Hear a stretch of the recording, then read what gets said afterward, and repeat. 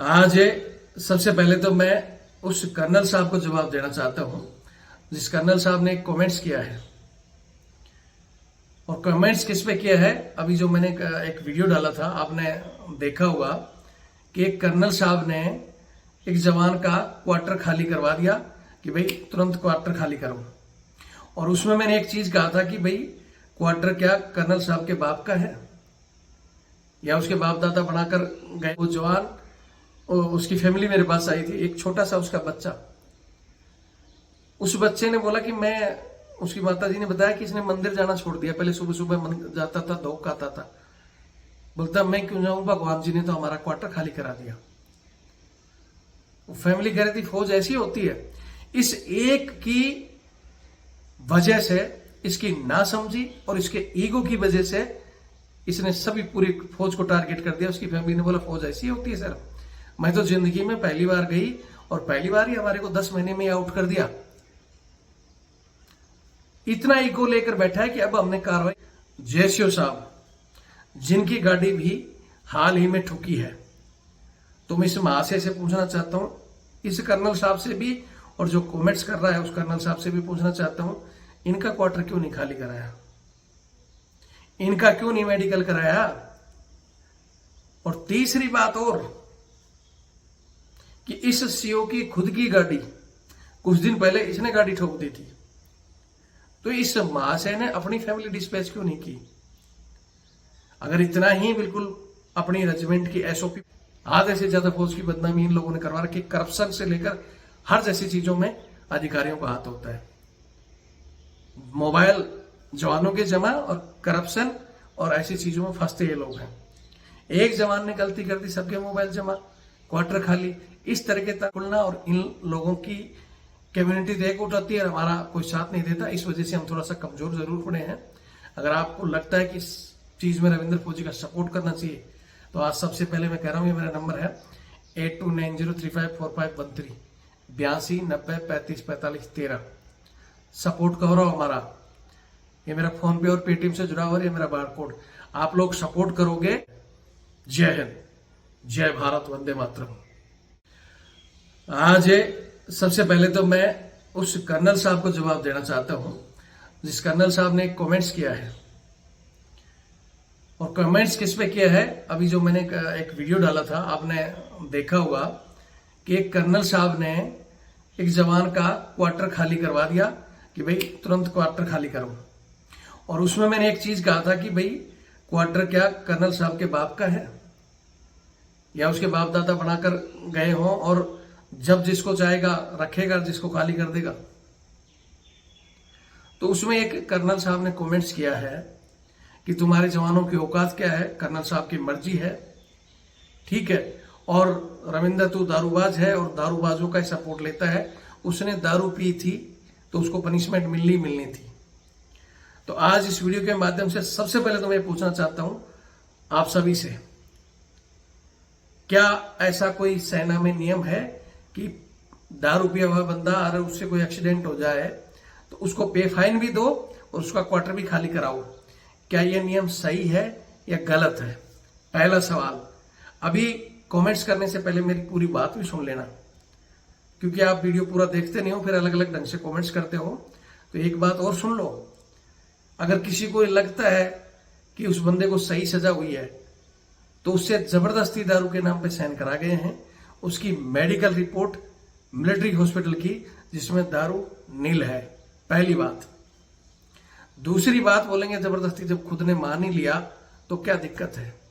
तो यहां एक चीज और कहना चाहता हूं मैं कि इसी सीओ साहब की रेजिमेंट के जयसियो साहब जिनकी गाड़ी भी हाल ही में ठुकी है, तो मैं इस महाशय से पूछना चाहता हूं, इस कर्नल साहब से भी, और जो कमेंट्स कर रहा है उस कर्नल साहब से भी पूछना चाहता हूं, इनका क्वार्टर क्यों नहीं खाली कराया, इनका क्यों नहीं मेडिकल कराया। और तीसरी बात और कि इस सीओ की खुद की गाड़ी कुछ दिन पहले इसने गाड़ी ठोक दी थी, तो इस महाशय ने अपनी फैमिली डिस्पैच क्यों नहीं की।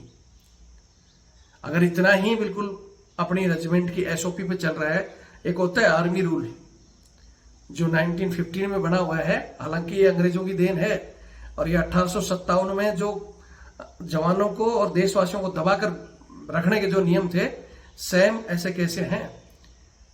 1915 में कुछ अमेंडमेंट हुआ था, लेकिन अमेंडमेंट करने वाले ज्यादातर उस समय अंग्रेज और बड़े अधिकारी थे। जवानों को वो बिल्कुल ऐसे सोचते थे कि ये तो कीड़े मकोड़े हैं। और आज भी ये जो ऐसे कमेंट्स करने वाले और ये ऐसे मनमानी जो फरमान आदेश जारी कर देते ना कि तू क्वार्टर खाली कर दे, तुम्हारे सभी लिक्विड कार्ड जमा होंगे। एक और यूनिट का भी अलग मामला है, उसका मैं अलग विषय में बनाऊंगा, जिसमें फरमान जारी कर रखा है कि जवान यूनिट कोई उसमें नहीं है कि बहुत खतरे की जगह में है, नॉर्मल पीसफुल इलाका है, मिनी फील्ड हालांकि उसको बोलते हैं, लेकिन पीसफुल इलाका है। वहां फरमान जारी कर रखा है कि जितने भी जवान हैं 10 बजे बाद में सबके मोबाइल जमा हो जाएंगे। छोटा मोबाइल भी नहीं रखेगा, सिर्फ अफसर और जेसीओ मोबाइल रख सकते हैं। तो ये लोग कौन है? इनकी मानसिकता आज भी ब्रिटिश वाली है। मैं फिर कह रहा हूं कि ये आर्मी रूल नहीं, इनको जो अधिकार दिया हुआ है कि भाई जो कमांडिंग ऑफिसर होता है वो अपनी एसओपी बनाता है यूनिट को चलाने के लिए। जो भी नया सीओ आता है उसकी एसओपी की, भाई एक तो परमानेंट यूनिट की एसओपी होती है, एक नया सीओ चाहे तो उसमें अमेंडमेंट करता है, लेकिन वो एसओपी फिर खुद पर लागू क्यों नहीं करते? इसका खुद का एक्सीडेंट हुआ तो खुद के फैमिली बच्चे क्यों नहीं डिस्पैच किए? आज आपको पता है, कल वो जवान उसकी फैमिली मेरे पास आई थी, एक छोटा सा उसका बच्चा।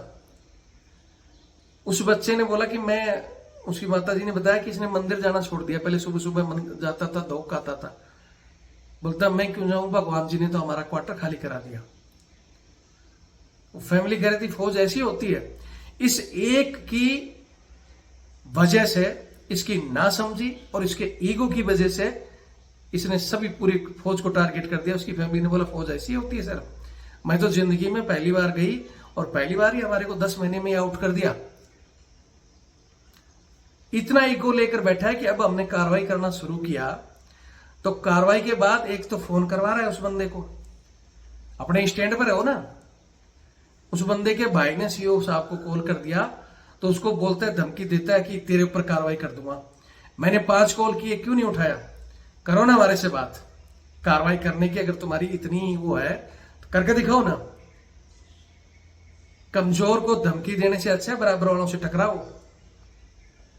आप जो एक गलत डिसीजन थोप रहे हो, आप कमांड के लायक नहीं हो। आपके लिए हम लेटर बना चुके हैं ऊपर तक भी, और कोर्ट में भी जाएंगे।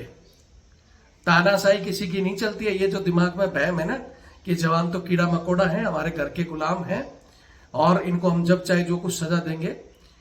एक तरफ तो अब उसको समझाने की कोशिश कर रहा है कि रहने दे, यूनिट की बदनामी हो जाएगी, उसको वैसे कोशिश कर रहा है।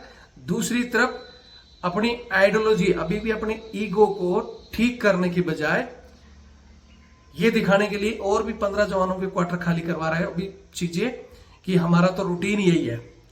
आप सरकारी क्वार्टर और एसओपी के अनुसार सरकारी क्वार्टर को भी अगर रोटेट करते हो तो आप उसको बाहर, जब उसके बच्चे बढ़ रहे हैं तो उसको बाहर रहने की आउटलिंग परमिशन दोगे। आप कोई फील्ड में नहीं, पीस स्टेशन में बैठे हो। 12-13 साल के बाद एक जवान पीस में पोस्टिंग आया है, उसके साथ इस तरह की हरकतें कर रहे हो कि मैं जो चाहूंगा वो करूंगा। हर एक आदमी के लिक्विड कार्ड 40 मिनट में, ऐसे बोलता है 40 मिनट में लिक्विड कार्ड जमा नहीं किया तो उसका सामान बाहर फेंक दो। जैसे इनके बाप दादाओं ने यहाँ पूरे लोकेशन में सरकारी आवास इन्होंने बनाए हो। मैं आज इस वीडियो को एक बार तरतीब भाई बता रहा हूं। मैं चाह रहा हूं कि हमारे जवान इसको पूरा देखे, ज्यादा से ज्यादा शेयर करें, वहां तक जरूर पहुंचा दे। और ये अधिकारी, इन अधिकारियों का पक्ष लेकर जो कमेंट्स करते हैं, अधिकारी एक हो जाते हैं। और हमारे जवान हमारे कुछ चमड़े तो हमारी टांगे खींचते हैं। सपोर्ट करना तो दूर, उसमें नेगेटिव बात करेंगे। तो जो चमचे हैं, जिनको पकड़कर नौकरी करने की आदत हुई है, उनको तो छोड़ो। अगर आप सही चाहते हो कि हाँ इन चीजों का इंसाफ होना चाहिए, तो भैया इस चैनल से जुड़ो। उस चैनल, जो हमारा पुराना चैनल जिसमें 8-10 लाख लोग जुड़े हुए थे, उसकी 13 जुलाई को सुनवाई है। अगर वो खुल गया तो वैसे हमारी ताकत पावरफुल होगी। लेकिन उस चैनल का नहीं खुलना और इन लोगों की कम्युनिटी देख उठाती है और हमारा कोई साथ नहीं देता, इस वजह से हम थोड़ा सा कमजोर जरूर पड़े हैं। अगर आपको लगता है कि इस चीज में रविंद्र फौजी का सपोर्ट करना चाहिए, तो आज सबसे पहले मैं कह रहा हूँ, ये मेरा नंबर है 8290354513 8290354513। सपोर्ट करो हमारा। ये मेरा फोन पे और पेटीएम से जुड़ा हुआ है, ये मेरा बारकोड। आप लोग सपोर्ट करोगे तो लड़ाई लड़ने के लिए भैया हर चीज चाहिए। रविंद्र फौजी को टाटा बिरला नहीं है कि ग्राउंड में भी लड़े, कोर्ट में भी लड़े, तो हम भी एक सिपाही है। लेकिन हमने बड़े बड़े अंग्रेजों की वो घुमा रखी है, स्थिति इनकी ऐसी कर रखी है कि अब ये किसी भी तरह सोचते हैं कि रविंद्र को दबा लो तो बाकी अपना आप दब जाएंगे। जो हमारे से पूछते हैं ना कि हमने क्या किया, हमने वो कर दिया जो दिल्ली में कुत्ता घुमाना, सरेआम वर्दियों में ये जो धमकियां देना हमारे समय जो करते थे ना खुलकर, अब इनको एक डर लगता है रविंद्र फौजी के नाम का। बस ये इतना ही कर सकते हैं, रोल कॉल में रविंद्र फौजी से वो ये जो एडवाइजरी के नाम पर आप लोगों को डरा रहे हैं और आप लोग डर जा रहे हो, वो एक एडवाइजरी है। उसके नाम पर अगर कोई भी पनिशमेंट देता है तो आप हमारे को इसी नंबर पर फोन करो, हम करेंगे इनकी स्थिति को ठीक। तानाशाही इस लोकतंत्र में किसी भी एंगल से बर्दाश्त नहीं की जाएगी। इन सभी चीजों को लेकर हम यहाँ के जो जेओसी साहब हैं, यहाँ के जो कमांड के अधिकारी हैं, उनको अपनी तरफ से भी पत्र लिखेंगे कि इनके यहाँ 30-32 क्वार्टर खाली हैं, फिर भी लोगों को बोलता है कि नहीं खाली करो, मेरी मर्जी है, मैं ये करूंगा। तो क्या किसी सीईओ की मर्जी चलती है क्या? अनुभवहीन आदमी ये आगे पता नहीं कौन कौन सी रैंक पे जाएगा और इस तरह लोगों को करेगा, ये किसी भी एंगल से फौज के लिए फिट नहीं है। ये जो अधिकारीगण जवानों की ही सारी कमियां निकालते हैं, अपने खुद के अधिकारियों पर भी झांक लो कि ये क्या कर रहा है। क्या किसी भी एंगल से किसी का क्वार्टर खाली करवाना गलत है? और सही है। मैं पहले भी इस वीडियो में पूरा बता चुका हूं, अभी एक बार मोटा सा बता देता हूं कि ये बंदा वहां क्या नाम है 13 साल फील्ड के बाद में अब ये पीस में आया और पहली बार फैमिली लेके आया है। और अब इसकी फैमिली 7 दिन के लिए अपने गांव गई हुई। इसका बच्चे का एडमिशन भी हो चुका है और ये इसको कहीं अटैच कर रखा था गार्ड के लिए, वहां से इसको तंग करने के लिए। मैं पहले वीडियो में बताया कि तंग करने वाले तो हमारे निचले ही बंदे हैं, क्यों इनके बोलते हैं कि इनके पिताजी ने हमारे को तंग किया था। ऐसी हीन भावना वाले लोग वहां जिनको ओहदेदार बनाया हुआ है, बोलते हैं इसके पिताजी ने हमको तंग किया, इसको भी करेंगे। इसी की फैमिली का आगे वेटर बनाकर फैमिली वेलफेयर में इनको भेजा जाए। चलो वो चीजें तो हुई। अब लास्ट में इसको अटैच था तो एकाएक रात को 8:30 बजे की रोल कॉल में आ जाओ। बंदा किसी की गाड़ी लेकर आया, रोल कॉल अटेंड किया, चल जाते टाइम कहीं दीवार के हल्का सा टच हो गया, हेडलाइट टूटी थी और उस हेडलाइट टूट के, हालांकि सीएमपी जेसीओ ने भी देखा, लेकिन सीएमपी जेसीओ ने देखा कि सामने जो कुत्ते के बच्चे आए थे उनको बचाते हुए, भाई इसने तो जानवरों को बचाया, उसने छोड़ दिया।